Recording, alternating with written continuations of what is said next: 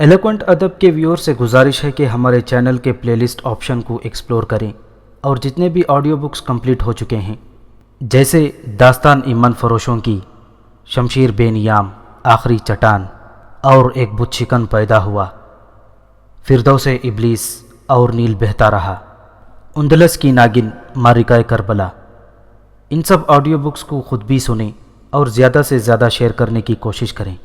यही हमें सपोर्ट करने का बेहतरीन तरीक़ा है। जज़ाकल्लाह।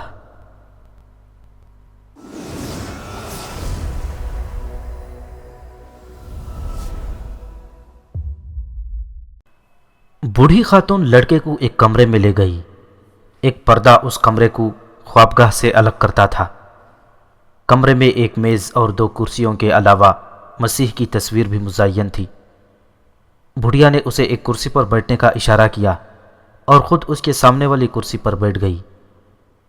उसने लड़के के दोनों हाथ अपने हाथों में ले लिए और आंखें बंद करके कोई दुआ पढ़ने लगी। लड़के को ऐसे महसूस हुआ जैसे वो खाना बदोशों की मखसूस दुआ पढ़ रही हो। उसका वास्ता इससे कबल भी खाना बदोशों से पढ़ चुका था। खाना बदोश भी अपनी ज़िंदगी सफ़र में गुजारते थे, मगर उनके पास भेड़ों का रेवड़ नहीं होता।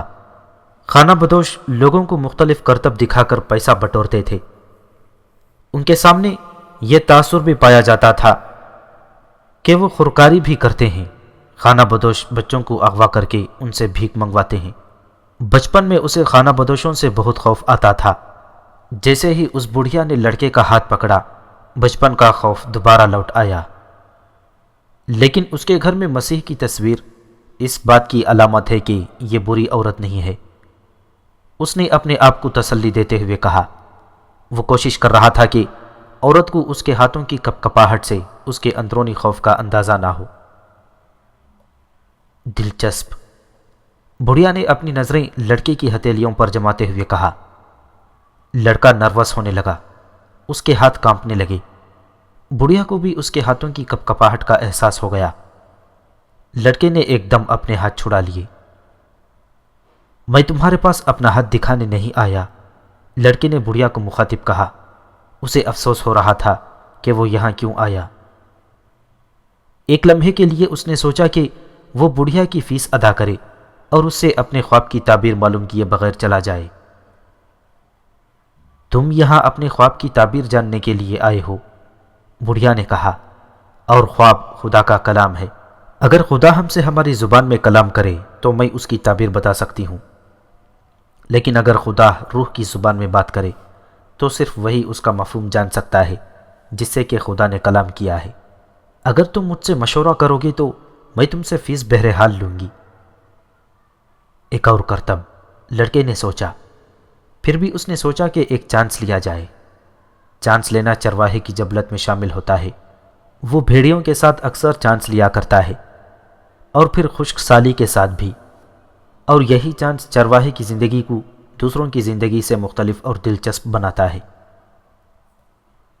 मैंने एक ही ख्वाब दोबारा देखा है, लड़का बोला। मैंने देखा कि मैं चरहगाह में हूँ और एक बच्चा आता है और भेड़ों के साथ खेलना शुरू कर देता है। मैं मर्दों को ऐसा करने नहीं देता क्योंकि भेड़ें मर्दों से खौफजदा होकर भागने लगती हैं, लेकिन वो बच्चों से खौफजदा नहीं होती। मुझे नहीं मालूम कि जानवरों को इंसानों की उम्र का किस तरह से एहसास हो जाता है। मुझे अपने ख्वाब के बारे में मज़ीद बताओ, बुढ़िया बोली। मैंने खाना पकाना है और तुम्हारे पास मेरी फ़ीस के लिए पूरे पैसे भी नहीं हैं, इसलिए मैं तुम्हें ज़्यादा वक्त नहीं दे सकती। बच्चा काफ़ी देर तक मेरी भेड़ों के साथ खेलता रहा। लड़के ने अपनी बात दोबारा शुरू कर दी। अचानक बच्चे ने मुझे मेरे दोनों हाथों से पकड़कर उछाला और मुझे एहराम मिस्र पर फेंक दिया। उसने तवक़्क़ुफ़ किया ताकि जान सके कि बुढ़िया को एहराम मिस्र यानी पिरामिड्स का कुछ अंदाज़ा था कि नहीं, लेकिन बुढ़िया खामोश रही। फिर एहराम मिस्र पर उसने लफ्ज़ एहराम मिस्र ठहर ठहर कर कहा और खींच कर अदा किया ताकि बुढ़िया समझ सके। बच्चे ने मुझसे कहा, अगर तुम यहाँ आओ तो तुम्हें एक ख़जाना मिल सकता है, लेकिन जैसे ही वो मुझे ख़जाने की जगह दिखाने लगता है मेरी आंख खुल जाती है। बुढ़िया कुछ देर तो खामोश रही, फिर उसने लड़के का हाथ दोबारा अपने हाथ में लिया اور اس کی ہتھیلیوں کو غور سے دیکھنے لگی۔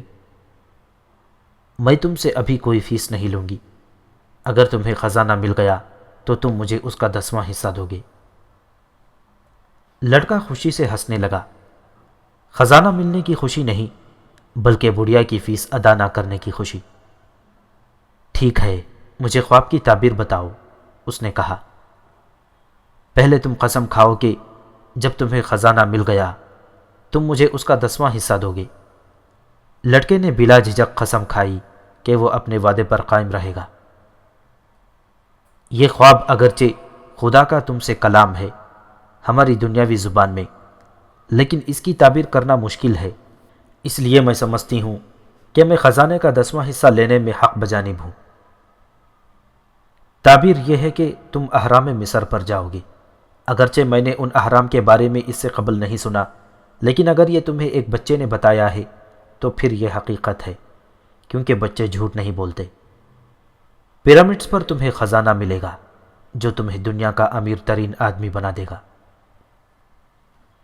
لڑکے کو پہلے تو حیرانی ہوئی اور پھر جھنجھلاہٹ ہونے لگی۔ اسے صرف یہ جاننے کے لیے بڑھیا سے بات کرنے کی کیا ضرورت تھی؟ یہ تو وہ پہلے بھی جانتا تھا۔ اس کی جھنجھلاہٹ اس خیال سے دور ہو گئی کہ بہرحال اسے کوئی فیس ادا نہیں کرنی تھی۔ مجھے اس کے لیے اپنا وقت برباد کرنے کی کوئی ضرورت نہیں، اس نے بڑھیا کو جواب دیا۔ میں نے تم سے کہا تھا کہ تمہارا خواب بہت مشکل ہے۔ کچھ بہت ہی سادہ چیزیں سب سے مشکل ہوتی ہیں، صرف زیرک انسان ہی انہیں سمجھنے کی اہلیت رکھتے ہیں، اور مجھے قطعاً یہ دعویٰ نہیں ہے کہ میں بہت زیرک ہوں، اس لیے مجھے ہاتھ کی تحریر پڑھنا بھی سیکھنا پڑی تاکہ میں اس سے مدد لے سکوں۔ ٹھیک ہے، میں اہرام مصر تک کیسے پہنچ سکتا ہوں؟ لڑکے نے استفسار کیا۔ میں صرف خوابوں کی تعبیر بتا سکتی ہوں، میں اس تعبیر کو ڈھونڈنے کے لیے تمہاری کوئی مدد نہیں کر سکتی۔ اگر میں خوابوں کی تعبیر ڈھونڈ سکتی تو قسم پرسی کی زندگی کیوں گزار رہی ہوتی؟ اگر میں اہرام مصر تک کبھی پہنچ ہی نہ سکوں تو پھر کیا ہوگا؟ لڑکے نے پوچھا۔ تو پھر مجھے میری فیس نہیں ملے گی، اور ایسا پہلی دفعہ بھی نہیں ہوگا۔ خاتون نے اس کے ساتھ ہی لڑکے کو جانے کو کہہ دیا، کیونکہ اس نے پہلے ہی خاتون کا بہت زیادہ وقت لے لیا تھا۔ لڑکے کو بہت ہی مایوسی ہوئی۔ اس نے سوچا کہ وہ پھر کبھی خوابوں پر یقین نہیں کرے گا۔ اسے یاد آیا کہ طریفہ میں اس نے بہت سے اور کام بھی کرنے تھے۔ وہ جلدی سے بازار کی طرف روانہ ہوا، جہاں اس نے پہلے تو پیٹ بھر کر کھانا کھایا، پھر اپنی پرانی کتاب کے بدلے میں ایک موٹی سی کتاب لی۔ ان تمام کاموں سے فارغ ہو کر وہ ایک بینچ پر بیٹھ گیا تاکہ بازار کا نظارہ کر سکے۔ دھوپ میں ابھی تک شدت تھی۔ اس نے اپنی بوتل نکالی اور پانی پینے لگا۔ اس نے اپنی بھیڑیں شہر کے صدر دروازے کے قریب ایک دوست کے باڑے میں بند کر دی تھیں۔ شہر میں اور بھی کئی لوگ اس سے واقف تھے۔ سیاحت کے بہت سارے فوائد کا یہ صرف ایک پہلو تھا کہ پورے اسپین میں کافی لوگ ایسے تھے جنہیں وہ دوست کہہ سکتا تھا۔ وہ ہمیشہ نئے دوست بناتا تھا، مگر ان کے ساتھ ہمیشہ رہنے سے گریز کرتا تھا۔ اس کے خیال میں جب آپ کسی کے ساتھ زیادہ دیر تک رہیں تو آپ اس شخص کی زندگی کا حصہ بن جاتے ہیں، اور ان کی چھوٹی چھوٹی خامیاں آپ کو بہت بڑی محسوس ہوتی ہیں۔ پھر آپ چاہتے ہیں کہ وہ شخص اپنے آپ کو بدل لے۔ اگر کوئی شخص اس طرح کا نہیں ہے جیسا کہ آپ چاہتے ہیں تو آپ کو جھنجھلاہٹ ہونے لگتی ہے۔ ہر شخص کو اس بات کا تو صحیح ادراک ہے کہ دوسروں کا رویہ کیسا ہونا چاہیے، مگر وہ اس احساس سے عاری ہیں کہ خود ان کو کس طرح سے برتاؤ کرنا چاہیے۔ اس کا ارادہ تھا کہ شام کے وقت جب دھوپ کی شدت کم ہو جائے گی تو وہ اپنے ریوڑ کو چراگاہ میں لے جائے گا۔ اس نے کتاب نکالی اور پڑھنا شروع کر دیا۔ کتاب کے پہلے صفحے پر تدفین کا منظر تھا۔ لوگوں کے نام بہت مشکل تھے۔ اس نے سوچا کہ اگر کبھی اس نے کتاب لکھی تو اس میں کم سے کم کردار رکھے گا تاکہ پڑھنے والے کو بہت سے نام یاد رکھنے کی دقت نہ کرنی پڑے۔ آخر کار جب وہ کتاب پر تھوڑی توجہ دینے میں کامیاب ہو گیا تو کتاب اسے دلچسپ لگی۔ تدفین کے دن برف باری ہو رہی تھی۔ گرم دھوپ میں سردی کا احساس پر لطف تھا۔ ابھی اس نے پڑھنا شروع ہی کیا تھا کہ ایک بوڑھا آدمی اس کے قریب آ کر بیٹھ گیا۔ صاف لگتا تھا کہ بوڑھا اس سے بات چیت شروع کرنا چاہتا تھا۔ یہ لوگ کیا کر رہے ہیں؟ بوڑھے نے ایک عمارت کی طرف اشارہ کرتے ہوئے لڑکے سے پوچھا۔ کام کر رہے ہیں، اس نے خشک لہجے میں جواب دیا، تاکہ بوڑھے کو معلوم ہو جائے کہ اسے بوڑھے سے بات کرنے کی نسبت کتاب پڑھنے میں زیادہ دلچسپی تھی۔ اصل میں وہ سوچ رہا تھا کہ اس دفعہ وہ تاجر کی بیٹی کے سامنے بھیڑ کی اون خود اتارے گا، تاکہ وہ اس پر یہ ثابت کر سکے کہ وہ مشکل سے مشکل کام کرنے کے قابل ہے۔ وہ خود کئی بار ایسا کرتے ہوئے چشم تصور میں دیکھ چکا تھا۔ جب اس نے تاجر کی بیٹی کو یہ بتایا کہ بھیڑ کی اون پیچھے سے آگے کی طرف اتاری جاتی ہے، تو لڑکی بہت محظوظ ہوئی اور یہ اسے بہت اچھا لگا۔ اس نے چند کہانیاں بھی کوشش کر کے یاد کی تھیں۔ یہ کہانیاں وہ اس لڑکی کو سنانا چاہتا تھا۔ یہ کہانیاں اس نے مختلف کتابوں میں پڑھی تھیں، لیکن وہ ان کہانیوں کو اپنے تجربے کی نچوڑ کے طور پر پیش کرنا چاہتا تھا۔ اسے یقین تھا کہ تاجر کی بیٹی کو حقیقت کبھی بھی معلوم نہ ہو سکے گی، کیونکہ وہ پڑھنا نہیں جانتی تھی۔ بوڑھا بھی اپنی ضد کا پکا تھا۔ کیا میں آپ کی بوتل سے تھوڑا سا پانی لے سکتا ہوں؟ بوڑھے نے کہا۔ لڑکے نے اپنی بوتل فوراً بوڑھے کے حوالے کر دی۔ اسے امید تھی کہ اب بوڑھا اسے تنہا چھوڑ دے گا۔ کون سی کتاب پڑھ رہے ہو؟ بوڑھا اب بھی اپنی ضد کا پکا نظر آتا تھا۔ لڑکے نے سوچا کہ بوڑھے سے پیچھا چھڑانے کا واحد طریقہ یہ ہے کہ اس بینچ سے اٹھ کر چلا جائے، لیکن یہ اسے تہذیب کے خلاف لگا۔ اس کے ماں باپ نے اسے تمیز سکھائی تھی اور بڑوں کا ادب کرنے کی تلقین کی تھی۔ اس نے کتاب بوڑھے کے سامنے کر دی۔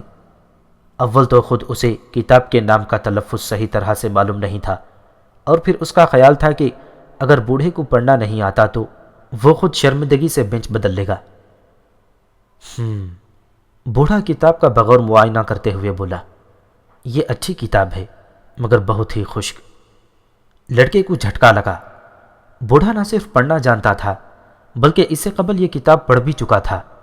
اگر کتاب واقعی خشک تھی جیسا کہ بوڑھے کا خیال تھا، تو پھر اس کے پاس ابھی بھی وقت تھا کہ اسے دکاندار سے تبدیل کر لے۔ اور اس کا موضوع بھی وہی ہے جو کہ دنیا کی تقریباً تمام کتابوں کا ہے۔ بوڑھے نے اپنی بات جاری رکھتے ہوئے کہا، یہ کتاب اس بات کی وضاحت کرتی ہے کہ انسان اپنی منزل کا انتخاب کیسے کرے، اور اس کا آغاز اس بات سے ہوتا ہے کہ ہر انسان دنیا کے سب سے بڑے جھوٹ پر یقین رکھتا ہے۔ اور دنیا کا سب سے بڑا جھوٹ کیا ہے؟ لڑکے نے استفسار کیا۔ وہ واقعی بوڑھے کے مطالعے کی وسعت سے متاثر ہوا۔ دنیا کا سب سے بڑا جھوٹ یہ ہے کہ ہر شخص کی زندگی میں ایک ایسا لمحہ آتا ہے جب وہ اپنے حالات پر قابو کھو بیٹھتا ہے اور اس کی زندگی پر قدرت کا کنٹرول ہوتا ہے۔ میرے ساتھ تو ایسا کبھی نہیں ہوا، لڑکے نے جواب دیا۔ بہت خوب، ایسا اس لیے کہ تم سیاحت کے شوقین ہو۔ اسے تو میرے خیالات تک بھی رسائی ہے، لڑکے نے سوچا۔ بوڑھا کتاب کی ورق گردانی میں مصروف تھا اور کتاب واپس کرنے کا اس کا کوئی ارادہ معلوم نہیں ہوتا تھا۔ لڑکے نے پہلی بار بوڑھے کو غور سے دیکھا۔ اس کا لباس عجیب وضع کا تھا۔ لباس سے وہ عربی لگتا تھا، لیکن یہ بات کچھ حیران کن بھی نہیں تھی، کیونکہ طریفہ افریقہ سے صرف چند گھنٹوں کے فاصلے پر تھا اور شہر میں اکثر عرب نظر آتے تھے۔ آپ کا تعلق کس علاقے سے ہے؟ اس نے بوڑھے سے پوچھا۔ بہت سارے علاقوں سے، بوڑھے نے جواب دیا۔ کسی شخص کا تعلق بیک وقت بہت سارے علاقوں سے نہیں ہو سکتا، لڑکا بولا۔ میں خود چرواہا ہوں، اس حوالے سے میں بہت سے علاقوں تک گیا ہوں، مگر میرا تعلق صرف ایک علاقے سے ہے جہاں میری پیدائش ہوئی تھی۔ اس لحاظ سے میرا تعلق سلم سے ہے، بوڑھا بولا۔ لڑکے نے سلم کے بارے میں اس سے پہلے کبھی نہیں سنا تھا، مگر سوال کرنے سے اس لیے گریز کیا کہ اس طرح بوڑھا اسے کم علم سمجھے گا۔ اس نے بازار سے گزرتے ہوئے لوگوں کی طرف دیکھا، سب لوگ بہت مصروف نظر آتے تھے۔ تو سلم آج کل کیسا ہے؟ اس نے اس خیال سے سوال کیا کہ شاید اس طرح اسے سلم کے بارے میں کچھ معلوم ہو سکے۔ سلم بالکل ویسا ہی ہے جیسا کہ ہمیشہ سے تھا، بوڑھے نے جواب دیا۔ اسے بوڑھے کے جواب سے مایوسی ہوئی۔ کوئی اشارہ نہیں مل رہا تھا کہ سلم کہاں ہے۔ یہ تو اسے معلوم تھا کہ سلم اندلس کے گرد و نواح میں نہیں تھا، اگر ہوتا تو اس نے سلم کا ذکر ضرور سنا ہوتا۔ اور آپ سلم میں کیا کرتے ہیں؟ اس نے ہمت نہ ہاری۔ میں سلم میں کیا کرتا ہوں؟ بوڑھا بولا، میں سلم کا بادشاہ ہوں۔ لوگ پتہ نہیں کیوں عجیب و غریب باتیں کرتے ہیں۔ لڑکے نے سوچا، اس سے تو بھیڑوں کا ساتھ اچھا ہے، وہ کچھ بولتی تو نہیں ہے، اور اس سے بھی اچھا کہ انسان تنہائی میں کتاب کا مطالعہ کرے۔ اگر آپ لوگوں کی طرف متوجہ ہوں تو وہ ناقابل یقین قصے کہانیاں سناتے ہیں، اور ان سے گفتگو کریں تو ایسی عجیب و غریب باتیں کریں گے کہ آپ کے لیے گفتگو جاری رکھنا مشکل ہو جائے۔ میرا نام ملچی زیدک ہے۔ بوڑھے نے سکوت کو توڑا۔ تمہارے پاس کتنی بھیڑیں ہیں؟ کافی ہیں، لڑکے نے جواب دیا۔ اس نے محسوس کیا کہ بوڑھا اس کی زندگی کے بارے میں جاننے سے دلچسپی رکھتا ہے۔ پھر تو ایک مسئلہ ہے۔ اگر تمہارا خیال ہے کہ تمہارے پاس کافی بھیڑیں ہیں تب تو میں تمہاری مدد نہیں کر سکتا، بوڑھا بولا۔ لڑکے کو جھنجھلاہٹ ہو رہی تھی۔ اسے یہ سمجھ نہیں آ رہا تھا کہ اس نے بوڑھے سے کب مدد مانگی تھی، بلکہ بوڑھے نے اس سے پانی مانگا تھا اور اس سے گفتگو کرنے پر مصر تھا۔ میری کتاب واپس کر دیں، لڑکے نے کہا۔ میں نے اپنی بھیڑوں کو اکٹھا کرنا اور بہت دور جانا ہے۔ مجھے اپنے غلے کا 10واں حصہ دے دو تو میں تمہیں چھپے ہوئے خزانے کے بارے میں بتاؤں گا، بوڑھا اس کی بات کو نظر انداز کرتے ہوئے بولا۔ لڑکے کو ایک دم اپنا خواب یاد آ گیا۔ اس کو ایک دم سے یہ خیال گزرا کہ یہ بوڑھا اس بڑھیا کا خاوند تھا جس سے وہ اپنے خواب کی تعبیر پوچھنے گیا تھا۔ بوڑھی خاتون نے تو اس سے کچھ نہیں لیا تھا، مگر یہ بوڑھا اس سے بہت کچھ لینے کا ارادہ رکھتا تھا، بدلے میں اس چیز کے بارے میں معلومات دینے کا دعویٰ کر رہا تھا جس کا شاید وجود بھی نہیں تھا۔ بوڑھا بھی شاید خانہ بدوش ہی تھا۔ اس سے قبل کہ لڑکا کچھ بولتا، بوڑھے نے چھڑی اٹھائی اور ریت پر کچھ لکھنے لگا۔ بوڑھے کی چھاتی سے روشنی کا ایک ایسا شعلہ سا نکلا جس سے لڑکے کی آنکھیں تھوڑی دیر کے لیے چندیا گئیں۔ بوڑھے نے جھپٹ سے اپنی ٹوپی چھاتی کے سامنے کر لی۔ اس نے یقیناً کچھ چھپانے کی کوشش کی تھی۔ جب اس کی بینائی لوٹی تو لڑکے نے دیکھا کہ بوڑھے نے ریت پر اس کے والدین اور اس کی درسگاہ کا نام لکھا تھا۔ بوڑھے نے تاجر کی بیٹی کا نام بھی ریت پر لکھا تھا، جبکہ لڑکا خود ابھی تک اس لڑکی کے نام سے واقف نہیں تھا۔ میں سلم کا بادشاہ ہوں، بوڑھا بولا۔ کوئی بادشاہ کسی چرواہے سے بات کیوں کرے گا؟ لڑکے نے شرمندگی سے جواب دیا۔ اس کی بہت سی وجوہات ہو سکتی ہیں، اور سب سے اہم وجہ یہ ہے کہ تم نے اپنی منزل جان لی ہے۔ لڑکے کو کچھ معلوم نہیں تھا کہ کسی انسان کی منزل کیا ہو سکتی ہے۔ منزل وہ خواہش ہے جس کے پورا ہونے کی کوئی ہمیشہ دعا کرتا ہے۔ ہر شخص جانتا ہے کہ اس کی منزل کیا ہے۔ جب انسان جوان ہوتا ہے تو سب کچھ واضح اور قابل حصول نظر آتا ہے۔ انسان جوانی میں خواب دیکھنے سے نہیں ڈرتا، نہ ان کی تعبیر حاصل کرنے کے لیے قیمت دینے سے گھبراتا ہے، چاہے یہ قیمت کچھ بھی ہو۔ لیکن جوں جوں وقت گزرتا ہے، کچھ پراسرار قوتیں اسے یقین دلاتی ہیں کہ اس کے لیے اپنی منزل تک پہنچنا ناممکن ہے۔ بوڑھے کی باتیں لڑکے کے سر کے اوپر سے گزر گئیں، لیکن اسے اس بات سے ضرور دلچسپی تھی کہ وہ معلوم کرے کہ پراسرار طاقت کیا چیز ہے۔ اس طرح وہ تاجر کی بیٹی کو متاثر کر سکے گا۔ یہ وہ طاقت ہے جو بظاہر تو منفی نظر آتی ہے، مگر آپ کو احساس دلاتی ہے کہ آپ کی منزل دراصل ہے کیا۔ یہ انسان کی روح کو بیدار کرتی ہے، اس میں خواہش اجاگر کرتی ہے۔ اس کائنات کا ایک سب سے بڑا سچ ہے، اور وہ یہ ہے کہ انسان جو کوئی بھی ہو اور جو کچھ بھی کرے، لیکن جب وہ کچھ کرنے کا ارادہ کرتا ہے تو وہ ہو کر رہتا ہے، اور یہ اس لیے ہے کہ خواہش اس کائنات کی روح ہے، اور یہی خواہش روئے زمین پر موجود ہر انسان کا مقصد حیات بھی ہے، چاہے وہ خواہش صرف سیاحت ہی کی کیوں نہ ہو، یا پھر تاجر کی بیٹی سے شادی کی، یا خزانے کی تلاش۔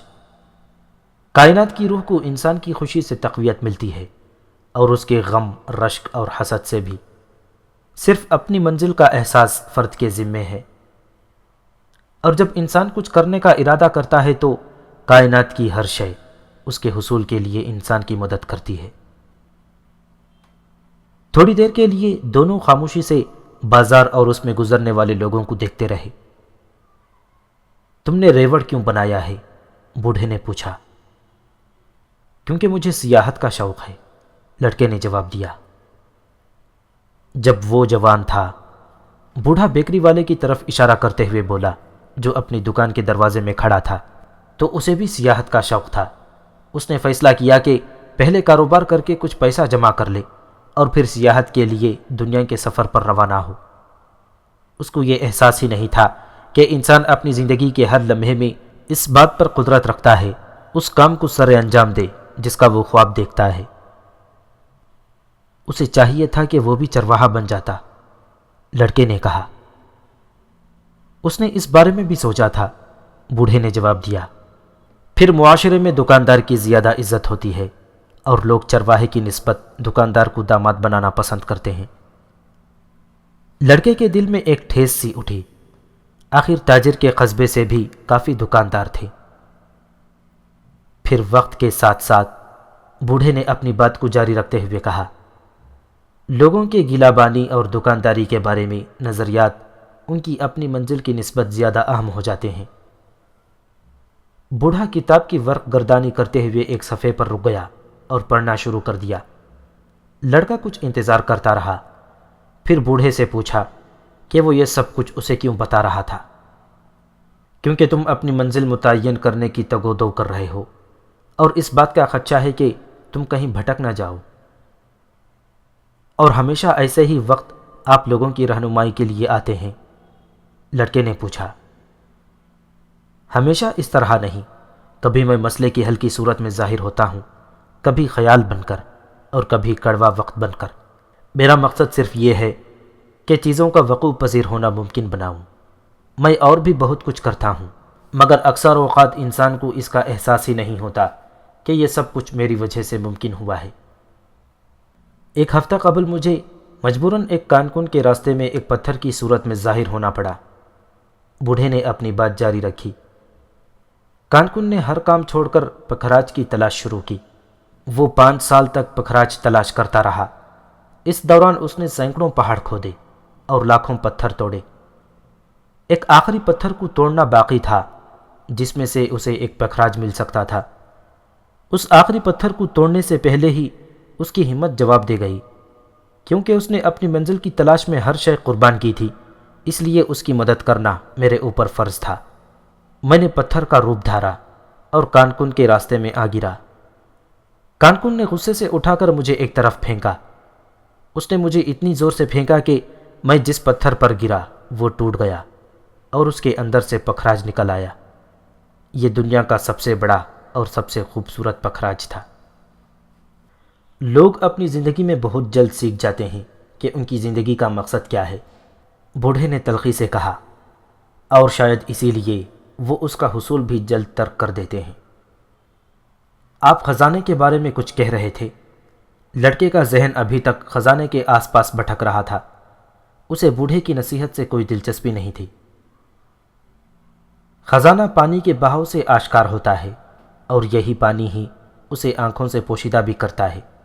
اگر تم خزانے کے بارے میں جاننا چاہتے ہو تو تمہیں اپنے غلے کا 10واں حصہ مجھے دینا ہوگا۔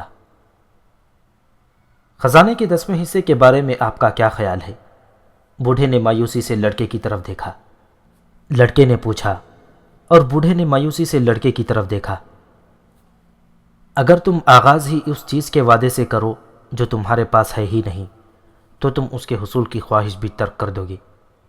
لڑکے نے اسے بتایا کہ اس نے اس سے قبل بھی خزانے کا 10واں حصہ ایک خانہ بدوش خاتون کو دینے کا وعدہ کیا ہے۔ خانہ بدوش اس کام میں ماہر ہوتے ہیں، بوڑھے نے جواب دیا۔ بہرحال اچھی بات یہ ہے کہ تم نے یہ تو سیکھ لیا کہ ہر چیز کی ایک قیمت ہوتی ہے، بوڑھے نے کتاب لڑکے کو واپس کرتے ہوئے کہا۔ کل اسی جگہ اسی وقت مجھے اپنے غلے کا 10واں حصہ لا دو اور میں تمہیں خفیہ خزانے کا پتہ بتاؤں گا۔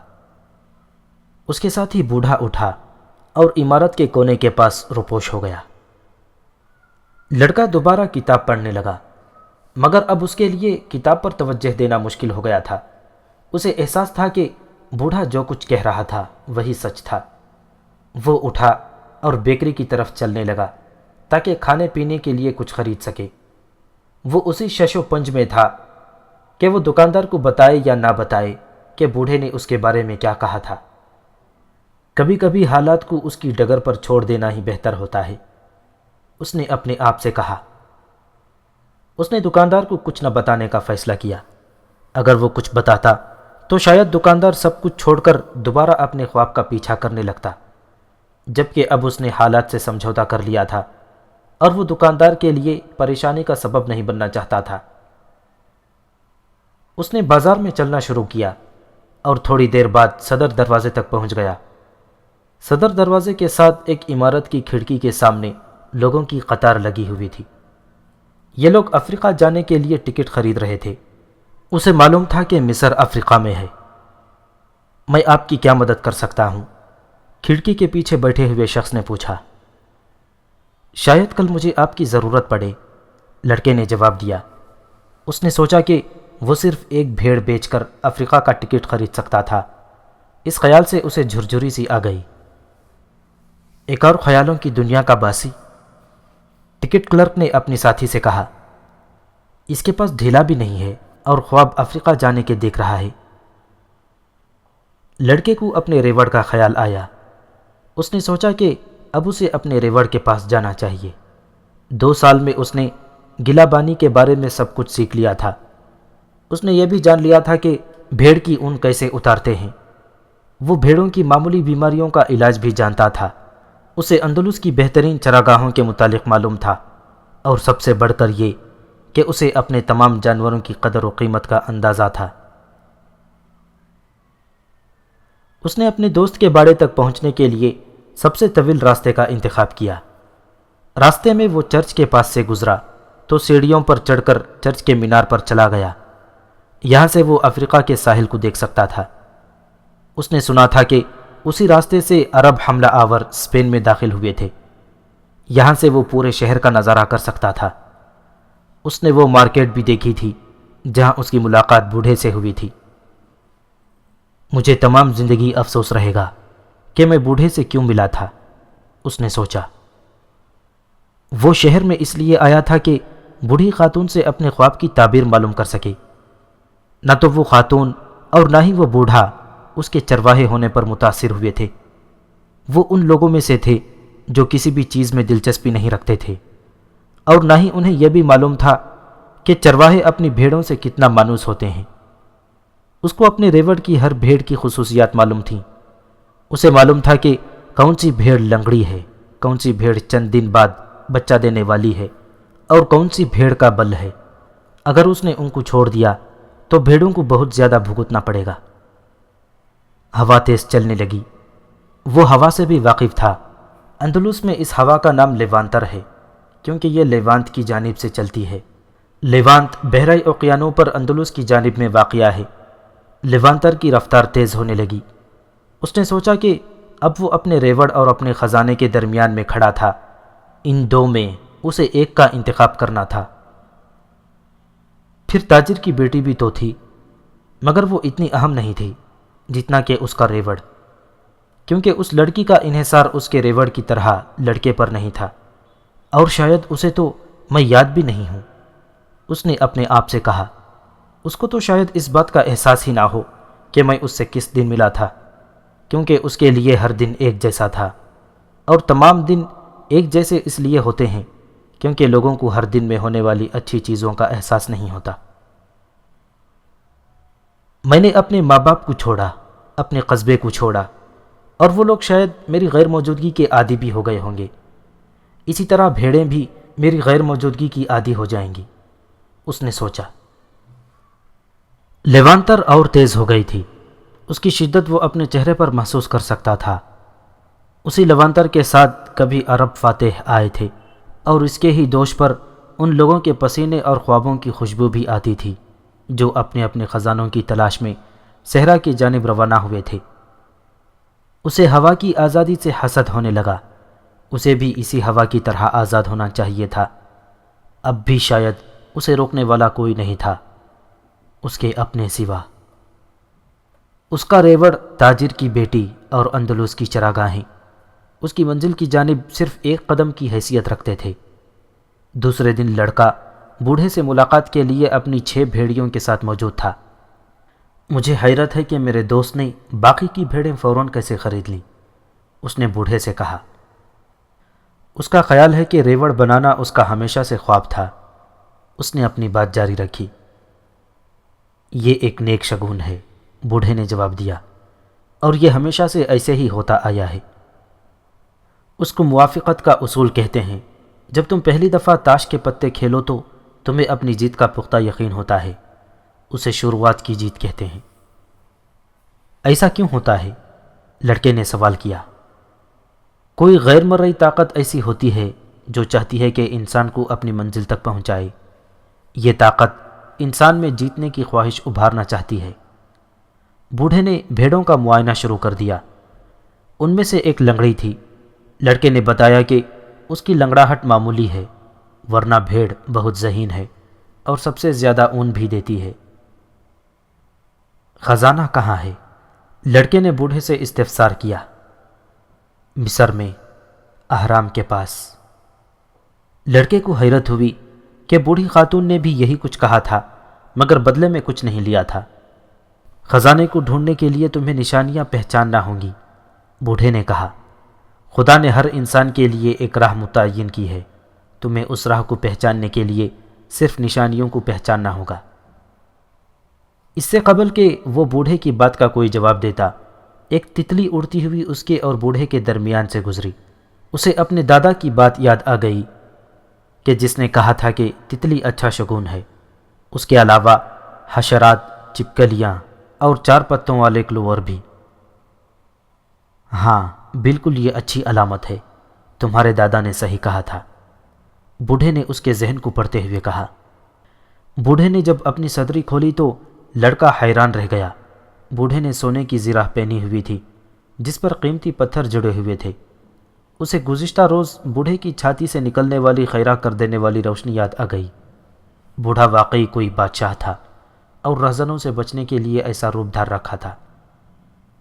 یہ لو، بوڑھے نے ایک کالے اور سفید رنگ کا پتھر لڑکے کو دیتے ہوئے کہا۔ ان کو یوریم اور تھیومیم کہتے ہیں۔